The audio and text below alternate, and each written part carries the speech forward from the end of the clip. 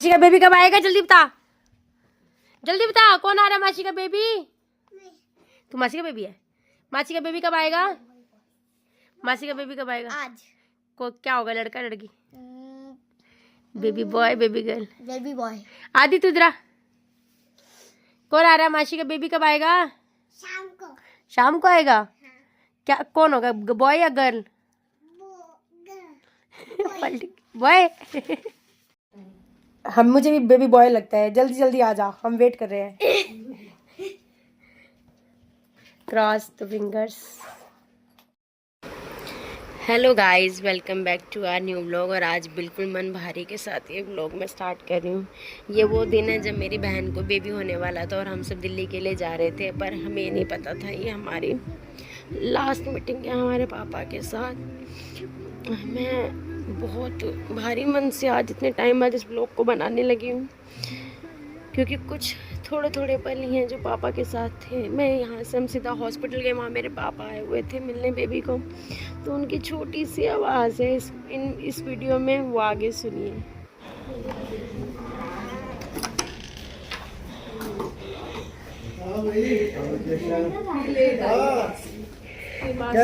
नमस्ते आंटी जी। चालू हो गई। ये मेरे पापा की छोटी सी आवाज़ जिसमें उन्होंने बोला कि चारू वर्गा हुआ है मुंडा। मुझे नहीं पता था इसके बाद पापा कभी नहीं मिलेंगे, और ये मेरे पापा का, जिस दिन मेरे पापा चले गए छोड़ के हमें। शंख चक्र गदाधर अव्यय पुंडरीकाक्ष प्रेत मोक्ष प्रभु भवानादिनिधनो देव। शंख चक्र गदाधर अव्यय पुंडरीकाक्ष प्रेत मोक्ष प्रभु भव अनादिनिधनो देव। शंख चक्र गदाधर अव्यय पुंडरीकाक्ष प्रेत मोक्ष प्रदो भव। बोलो लक्ष्मी नारायण भगवान, पितृदेव भगवान। एक भजन बनाया था मैंने कि जग में माता और पिता सबसे ऊंचा स्थान है। जग में माता और पिता का सबसे ऊंचा स्थान है। उनकी जो सेवा करे सच्चा वही इंसान है। जग में माता और पिता का सबसे ये मैं नहीं कह रहा हूँ, शास्त्र कह रहे। भगवान कृष्ण गीता में कहते हैं देवान भावयता नैन ते देवा भावयन्तु वह परस्परम भावयन्ता श्रेय परम वाप्स्यता। श्री कृष्ण का उपदेश है, श्री राम का आदेश है। श्री कृष्ण का उपदेश है, श्री राम का आदेश है। इनकी आज्ञा के लिए ही वन में इनका प्रवेश है। इनकी आज्ञा के लिए ही वन में इनका प्रवेश है। इस बात को तुम अब न भूलो, ये तुम्हारा काम है। इस बात को तुम अब न भूलो, ये तुम्हारा काम है। जग में माता और पिता का सबसे ऊंचा स्थान है।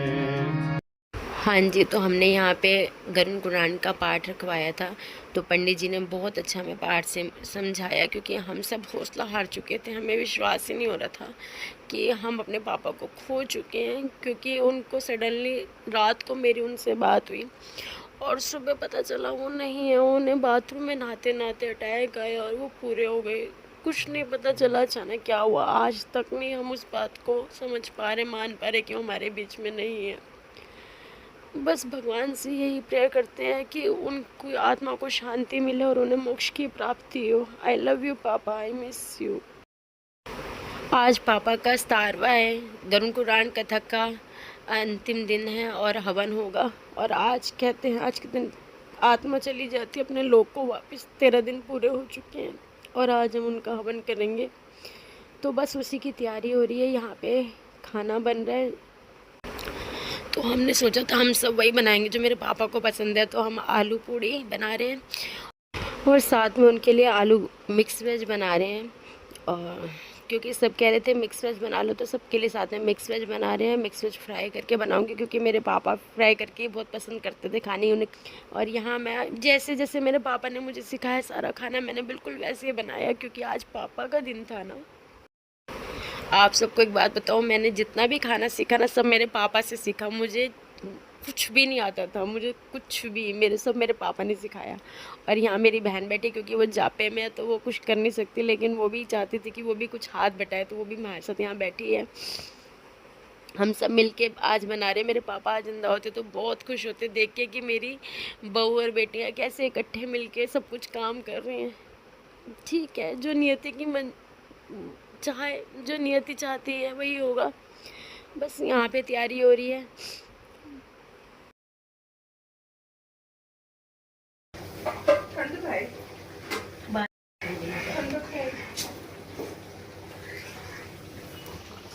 यहाँ हमने सारी सब्जियाँ फ्राई करनी है, तड़का रेडी। और ये आलू की सब्ज़ी जो है बन के तैयार होगी बिल्कुल मेरे पापा स्टाइल में, जैसे जैसे हो। और आपको पता है जितने ही पापा ने मसाले पीस के रखे थे ना, मैंने सारे के सारे वही यूज़ किए। और यहाँ खीर भी बन के रेडी हो चुकी है, मेरे पापा जैसे मुझे सिखाते थे बिल्कुल वैसे। और यहाँ हम ना जगह खाली कर रहे हैं बाहर ड्राइंग रूम की। मेरे पापा इसी दीवान पे सोते थे, तो जगह खाली कर रहे हैं ताकि पंडित जी जो आएंगे तो उनके बैठने के लिए हम नीचे सारा आसन लगा रहे हैं। तो बस उसी में लगे हैं। हाँ जी, तो यहाँ पंडित जी आ गए हैं और हवन की तैयारी शुरू हो चुकी है। और यहाँ हवन शुरू हो चुका है। अदितेनुमन्य स्वाहा, ऐसे गिराओ, फिर गिराना है। फिर सरस्वतीनुमन्य स्वाहा, उधर से यहाँ आना है, इस तरफ सरस्वतीनुमन्य स्वाहा। हाँ, फिर इधर लाना है। देव सविता प्रसवज्ञम प्रसवज्ञपतिम भगाय दिव्यो गंधर्व केतबु केतन्ना पुनाद बाज बाज। फिर चारों तरफ घुमाओ, हाथ को घुमाना। बाज 3 बार, बाजम न स्वदतु ओम। पहली घी की आहुति उत्तर में, नॉर्थ में, बस हो गया। घी की आहुति नॉर्थ में, उत्तर का है ये सामने, दक्षिणीय पूर्वीय पश्चिम। ओम अदितेनुमन्य स्वाहा, लकड़ी में डालो, जो लकड़ी लगा रही उत्तर में।